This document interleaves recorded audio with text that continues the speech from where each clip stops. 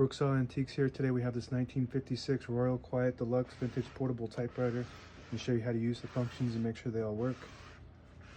Up top is the adjustable paper guide. Helps you guide the page in straight, and I'm going to line that up with the edge of the platen, which is this main roller. Paper support arm flips up from the back, and this is the paper bill that sits on top of the page.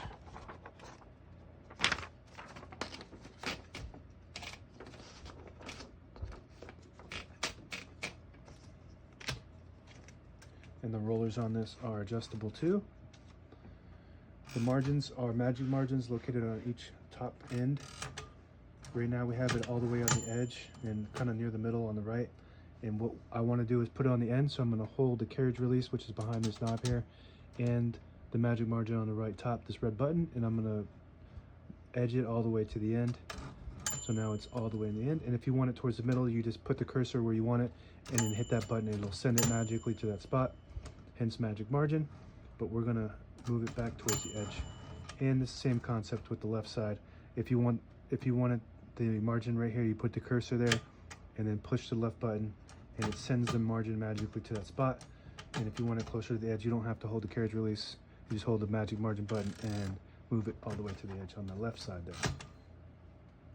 We're going to make sure that the color shifter is on the middle.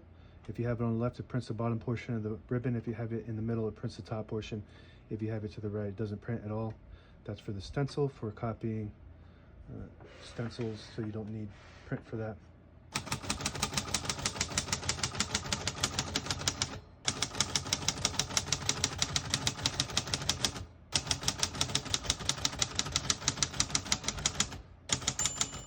Once you hear the bell, you're at the end of the margin. You have to find space, get you back to the beginning. It skips 1, 2, or 3. Right now we have it on single, but if you want double, there's a switch right here. You just flip that forward to the 2, it skips 2.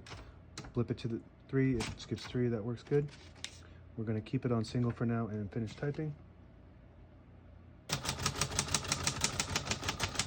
As you can see, all the keys type nice and none of them skip or stick. I'll type a sentence on the next line.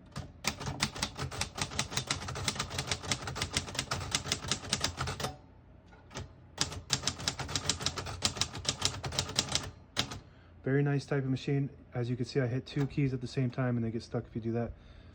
With typewriters, manual typewriters, you have to hit one at a time. If you accidentally hit one faster than the other, they'll get stuck just like that, and that's what happened.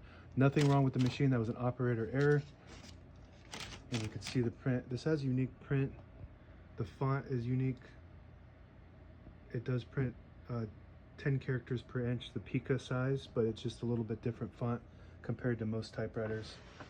To pull the page out easy, there's a switch on the right side. You just flip it to the front and it unlocks the rollers underneath the platen, allowing you to pull the page out easy or load thicker paper like carbon copy or cardstock. Make sure you flip that back before you load the next page or else it won't load correctly. We're going to flip these down for now. Backspace on the top left. Looks good. A shift on each side and a shift lock on the left. To clear that, just hit the shift button again.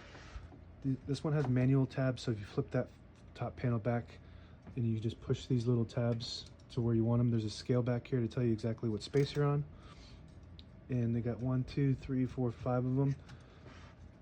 And when you hit the tab button on the keyboard, it'll stop at each one of those tabs. That works good. Margin release below that. So there's a mechanism that locks the keys so they won't print if you get to the end of the margin, and then you hit the margin release and it will allow you to print past that margin. Finish the word at the end of the page. Open the hood with this button right here.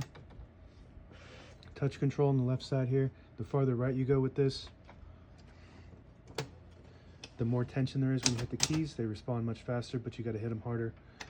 So I like mine to be all the way on the 0 for, you don't have to hit it as hard. I'm used to typing on a computer, so you want to start with 0, and the more advanced you get, you move it up with the tension. All the brand new ribbons loaded on the left, so it's pulling to the right. Actually, I'm going to switch that.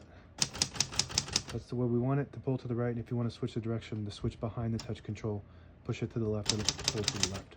We're going to keep it pulling to the right for now. Carriage release on each side on this model. Very smooth, perfect smooth sliding on this model. Very good. And if you push in the button on the end of the knob on this side, it'll disable the spacing when you turn the knob, so you can get to an exact spot on the page. You let it go, You get those clicks, each one of those clicks is one space. Same concept with this switch here. You flip it to the front and it'll disable the spacing, and you flip it back. Each one of those clicks is one space. And the last thing is the carriage lock. So when you have it in the case, the carriage isn't bouncing around, and it just locks the carriage right there in that spot, and you lift it up and it'll unlock the carriage. And that's it. Now available on eBay or Etsy. Search Brooksaw Antiques.